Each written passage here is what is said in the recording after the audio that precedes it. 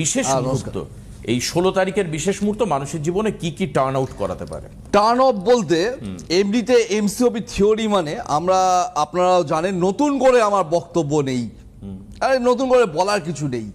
সূর্যকে কোনোদিন চেনাতে হয় না যে আমি সূর্য।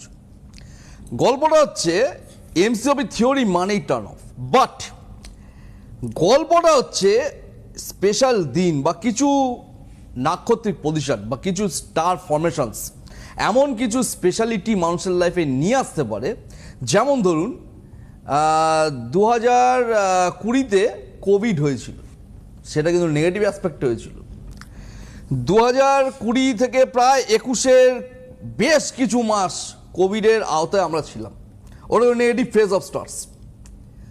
আচ্ছা, এবার আসি আমাদের যখন প্রথম 2011 সালে সরকার চেঞ্জ হয়েছিল পশ্চিমবঙ্গে, বাম জমানা থেকে তৃণমূল কংগ্রেস ছিল, তখন কিন্তু স্টার ফরমেশন পজিটিভ ছিল।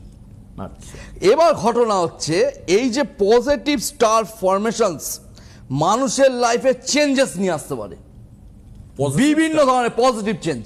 আচ্ছা, এবার এই পজিটিভ চেঞ্জটার যে স্টার ফরমেশন, এটা হচ্ছে 16 তারিখ দুপুর 3:10 থেকে।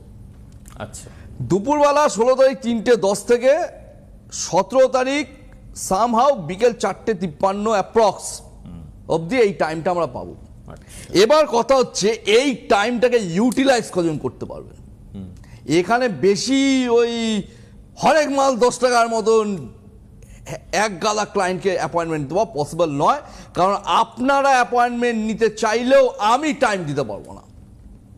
এখানে অলরেডি আমরা 4 জনকে অ্যাপয়েন্টমেন্ট দিয়ে দিয়েছি, আর একজন বাকি আছে। যদি 16 তারিখটাকে আপনারা ইউজ করতে চান বা ইউটিলাইজ করতে চান জীবনে, এটা হচ্ছে যাদের ক্রিটিক্যাল তম প্রবলেমের মধ্যে যারা রয়েছেন, মানে আজকে হয়তো বেঁচে আছেন, আগামীকাল আপনি আদতে পৃথিবীর সূর্যের আলোটা দেখতে পাবেন কিনা সেটাও অ্যাসুরেন্স নেই আপনার। মানে খুব সিরিয়াস কন্ডিশন আর কি, খুব ডেঞ্জারাস একটা সিচুয়েশন। মানে দেখবেন আমাদের পজিটিভ টাইম